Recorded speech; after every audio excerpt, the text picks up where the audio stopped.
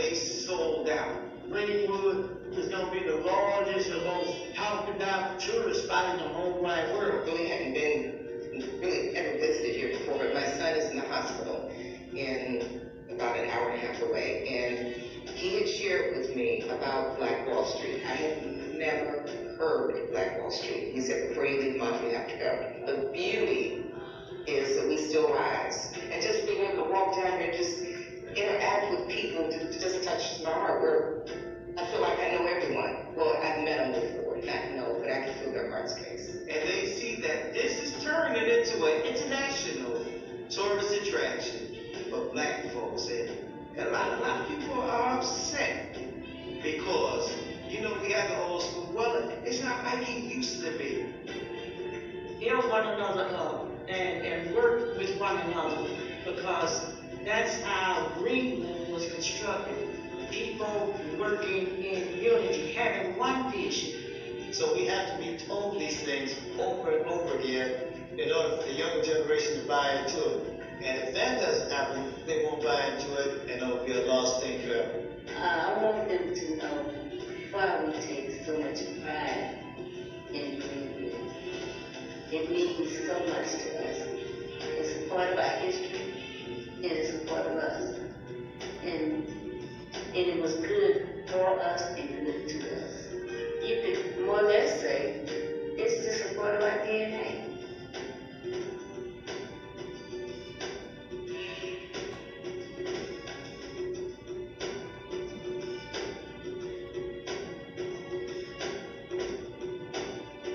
I mean, there's nothing that can really stop us but ourselves.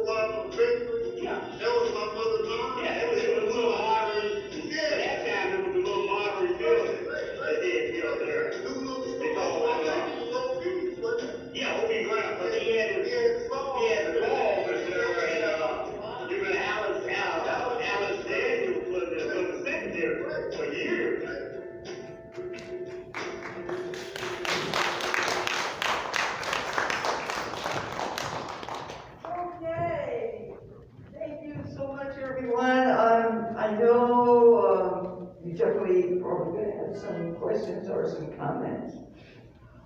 At this time, I want to bring our film producer up, and I want you to give her another round of applause and her team for putting this documentary together. Ladies and gentlemen, Mrs. Karen Reese.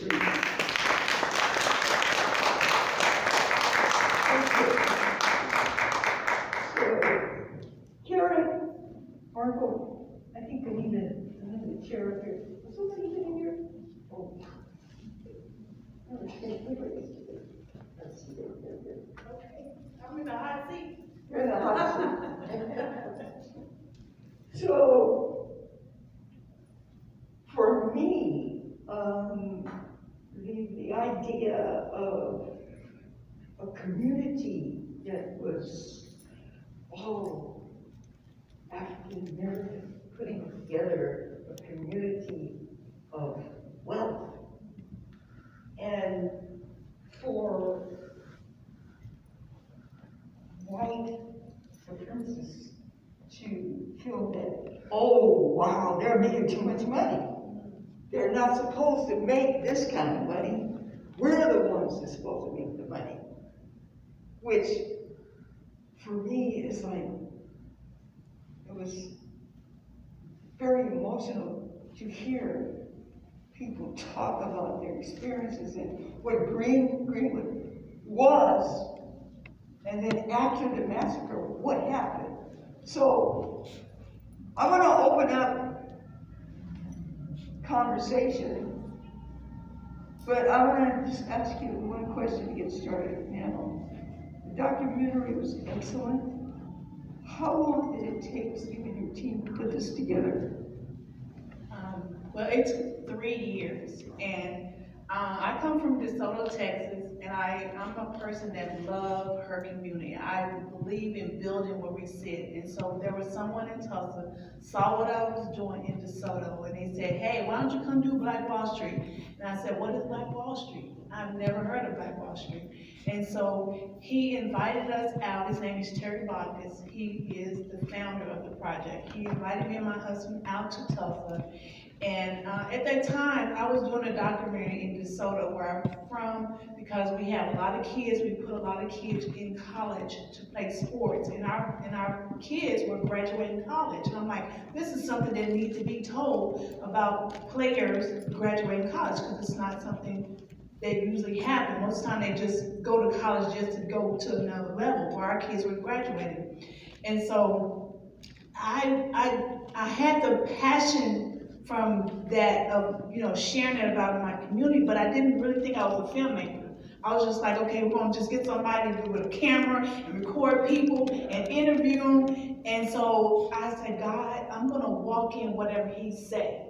And so when we went to Tulsa and he began to walk around and introduce who we were, he said, these are the filmmakers, these are the filmmakers. They're gonna make our documentary. And I was like, oh, wow, God. Okay, that's what's gonna happen. And that was 3 years ago. And it was something that we had to do. We are independent filmmakers. That means you have to raise your own money. And at that time, you had LeBron James creating one, you had Russell Westbrook, people that had money. And I had to go call people, hey, can you donate $20? Can you donate $50 to help us do this documentary? But it's all about timing. I don't know if if it came out at that time when they produced it. I don't know if I would be able to enjoy coming here and meeting you all and being able to communicate with you all right here at this particular time. So God had time. He had a reason, the plan. Yes. The plan. Yes. So, which is, and you know what? You're so passionate about it, and I love to hear you speak. And is there a sequel to this, maybe? So, okay, again, when we started it, I was like, okay, how'd they even get to Tulsa? Who are the, because, the people in Tulsa, they're all about Indians, and they talk about the Indians and slave. I mean, it's just huge for me. It's just like, wait, how'd they even, and so we came out with like maybe 5 different movies that we could do based off of this. This was hearing the voices, the people that live there, and then they had the commemoration. The people in Tulsa, they didn't necessarily like celebrating the 100 year anniversary where people were coming into town. They was like, this ain't no celebration. People died from here. And so just getting that type of movie, their feelings about it, and then the people coming to commemorate those people that died. So that was a movie. Then I was like, okay, who's the person that's coming to Tulsa to save Tulsa? I mean, because they're still divided. There's nobody that stands out above anyone else. There's still different groups. I would say, okay, there was going to be a movie about that, and then finally there was going to be a movie about the new Black Wall Street. So now there are people who are buying land all around the United States, and they're creating a Black Wall Street. And then there's a virtual Black Wall Street. So that was going to be another film. But I had to take it back. I was like, okay, I haven't even got the first one out, so I couldn't even think about 5 others. So I don't know, because it was hard raising the money. But I feel that because this is out, and more people see it, and then they can, get together and donate. There's some parties that would love to invest in a documentary such as this. This also reminds me, so we're talking about Black owned neighborhoods where the Black people coming together with their own business and supporting each other. Something like Allensburg. Anybody out here been to Allensburg? Yeah, Allensburg. Now that, I visited several times. Our previous chief curator here, actually did a documentary with Allensburg. So I was there when they were shooting that, and that town reminds me of Greenwood because you had all of the stores. Ms. Maxwell, you said you were there. They had the stores, and they had general grocery stores, and they had cleaners and everything, and all of it was in that one area. Am I correct? Yes. Yeah. So that Greenwood sort of reminds me of that. And the other part that I want to say, then I'm going to be quiet and let everybody else talk. The other part that I'm listening, I was doing, when I first came here from Southern California to land this job here, researching the archives here. I was really intrigued with 7th Street. Who's here know about 7th Street? Yes. Oh yeah. I was like, oh my goodness.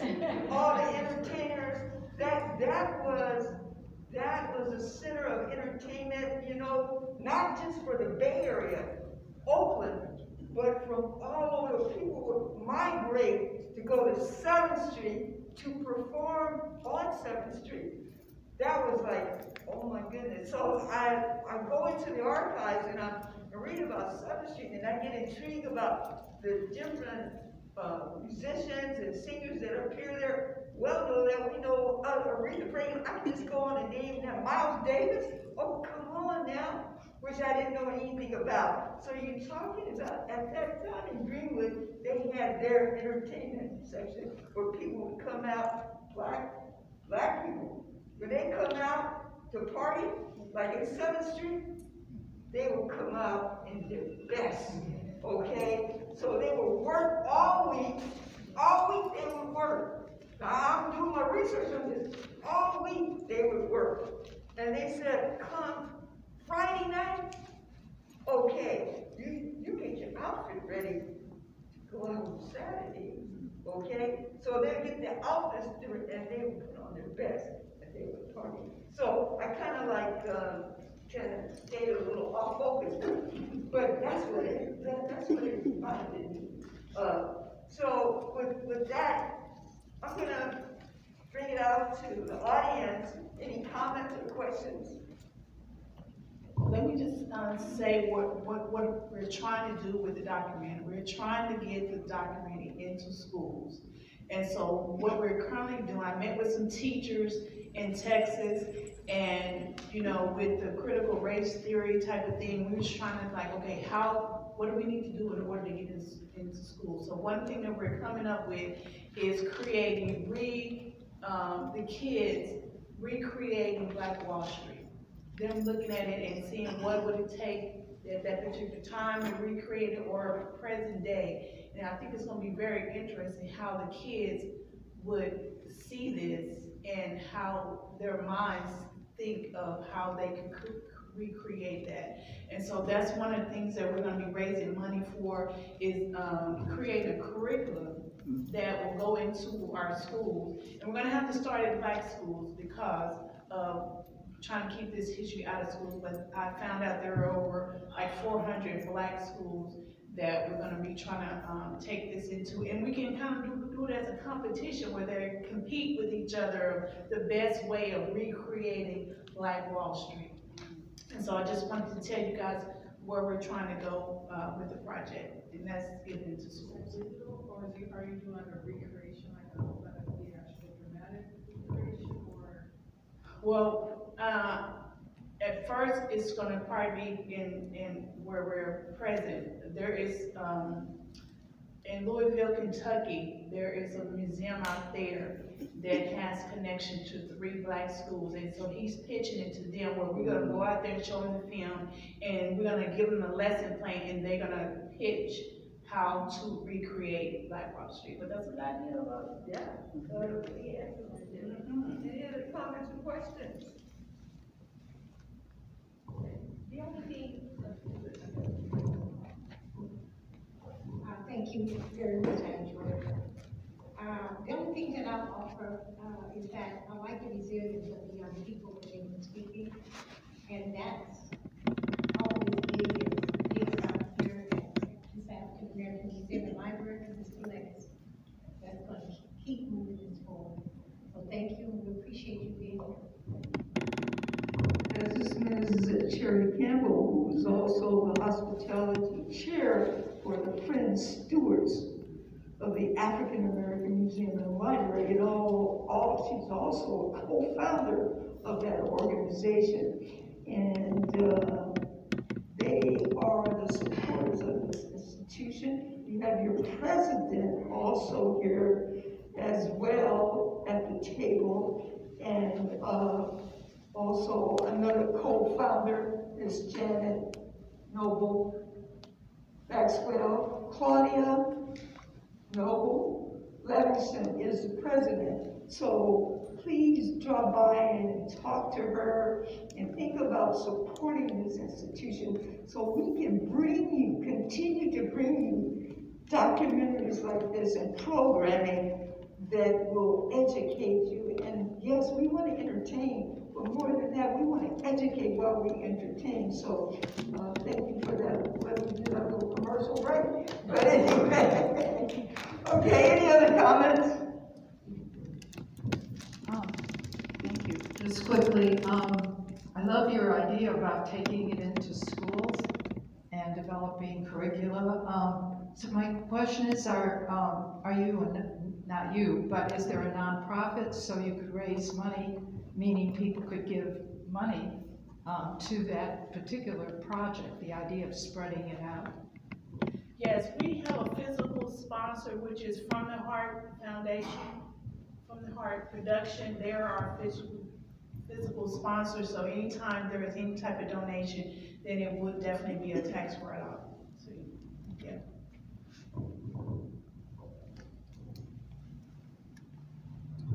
Thank you. I really enjoyed it. I wanted to find out from you, is there opportunities for individuals to purchase a film to share with their families? And have you thought about connecting or how to connect with the homeschools? There's more families who have chosen to homeschool, and there is a network of homeschool, so that's another opportunity in their after-school programs. So I just wanted to make sure I shared that with you, and I know myself, I would share your film with my family members, and my children are now adults, but this is something I've done like all their lives, and I love learning history. I travel a lot. Just came back from South Carolina, and just the rich history, our rich history all throughout the United States is what we want to make sure that we learn and pass that on. But I would love an opportunity to purchase a copy of your documentary at some point. Yeah, so on our website, we do have the availability to purchase the documentary on the website. So if you scan the code back there on the sign, you can go to the website and you you can purchase the documentary. I make a donation too. Yes, yes, yes. Or if you wanna pass it to the gentleman.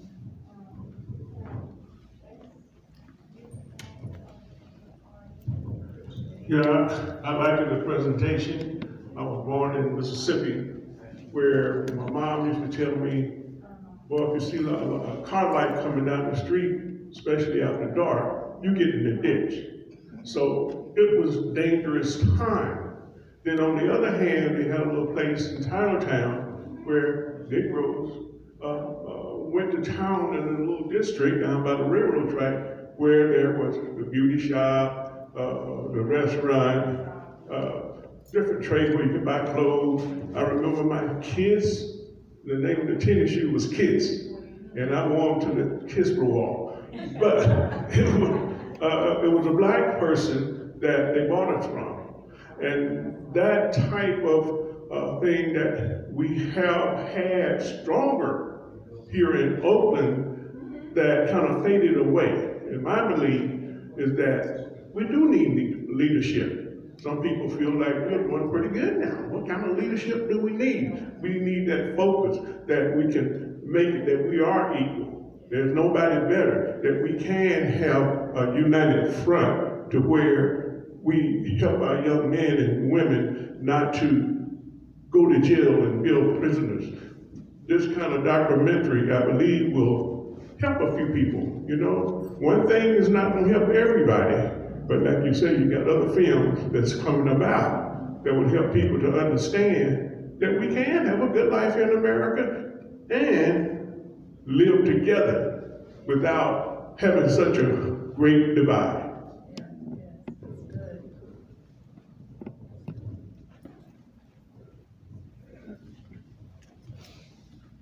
I know somebody had, told me about, that it didn't start in Tulsa. They talked about the Trail of Tears. It started in Alabama and back there, and I'm like, okay, that's a whole nother movie. So there is so much history out there for us. And even when I travel, I started doing this, taking this documentary through African American museums. So I started in Dallas, and I went to Arlington, Virginia, and they was telling me about, they had this going on there. So as I traveled, and then I went to Dalton, Alabama, they said they still have crosses being burnt in their yards today. And I'm just like, really?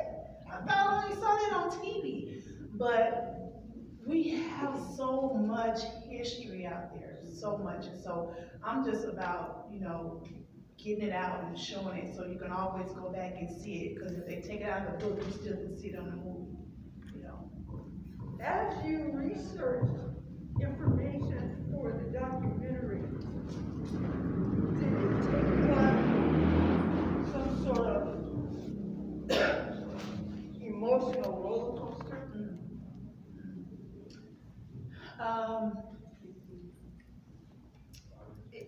It did, in a sense of me saying, well, if we had all of this, how did we lose it? And so to learn that we lost it because we were trying to, the ice is colder, we were always trying to get what they had, that I'm like, why do we keep giving up what we have? And so that's the emotion that I got from it, that we have, how important it is that we have to support each other. I mean, if you commit yourself to $20 a month, that I'm gonna support a black business, that's gonna help that business to sustain. So we have to get in our heads that has to be a must. And then we don't be so quick to go and post them on social media when you go there and something ain't right. Because we go to McDonald's all the time and the order's not right, but we keep going back to them. So we have to do what we have to do to support our home. I mean, it's not to say anything bad about, what white people do, but we have to put equity in our people. And so, I think that's good. Excellent. Excellent, Bill. Thank you. it seems like there's a little Greenwood in every major city that there is. And what I find is that the same barbershops, pool halls are just germane to us. And we do that because we like those things and we like to get our hair done and all this. And so as time has gone on, that has just melted into the background where we have our own thing, where we're doing our own thing. And then another thing is too, where the dollar doesn't circulate in the black community 30 times anymore. One time at best. As soon as we get it, we take it somewhere else. So yeah, and I think you did an excellent job. And that's all to say. And thank you.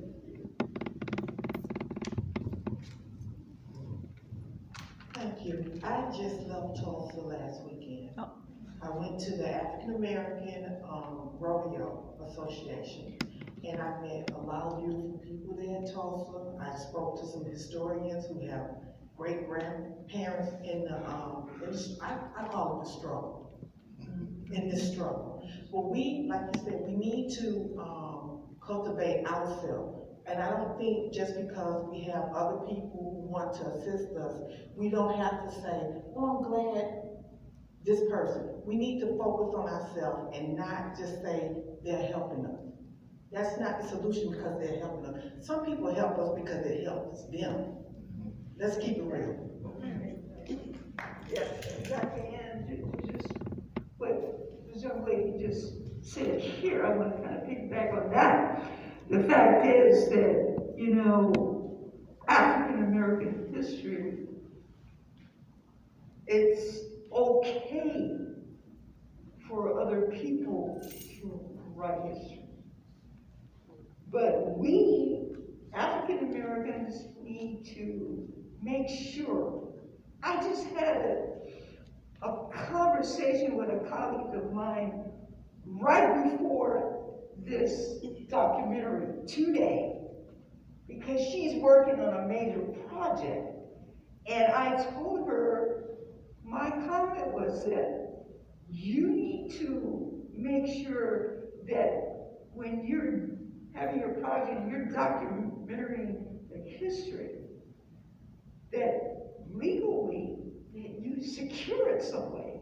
Because you'll find that people will take your ideas, your research, change the text to it, and then claim it for themselves.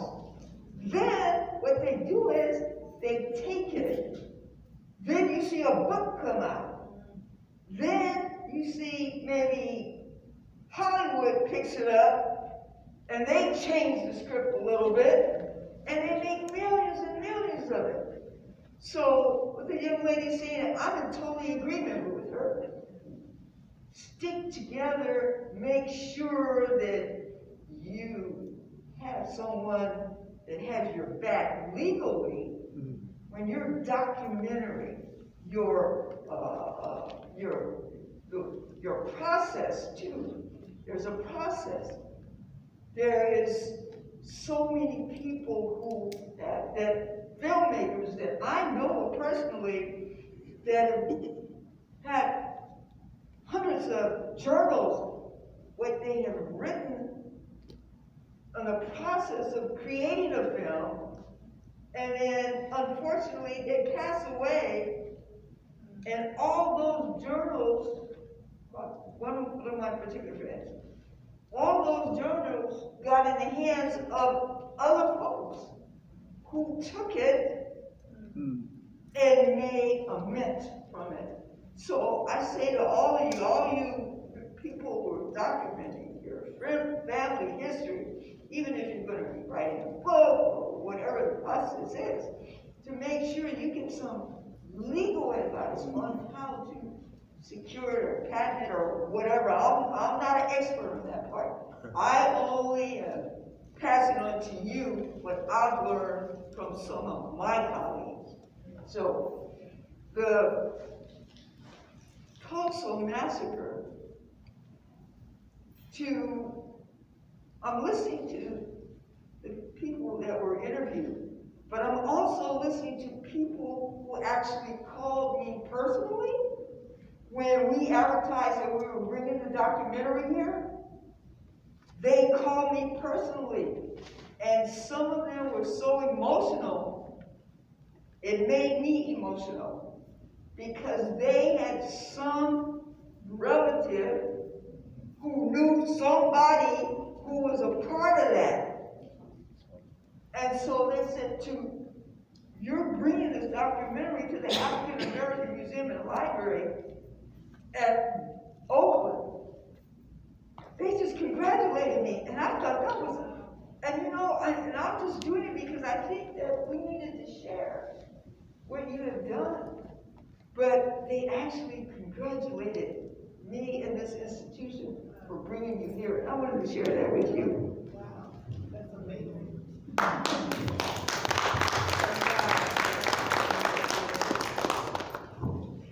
Anybody else? I'm an old native. Yeah, thank you. And I just wanted to say that one of the things about the young people we're talking about the leadership, which I really hope they get a part in trying to help develop the new projects, because I think their ideas make a lot of sense. And when they were talking about whoever was talking about the dollar passing several times, I find that because we have a Black Arts District that the city approved, but we don't really necessarily, to me, have a very cohesive Black arts, because we're kind of spread out a little bit. And all of our economics, we have a lot of vendors that are African American. We have no closed type of marketplace.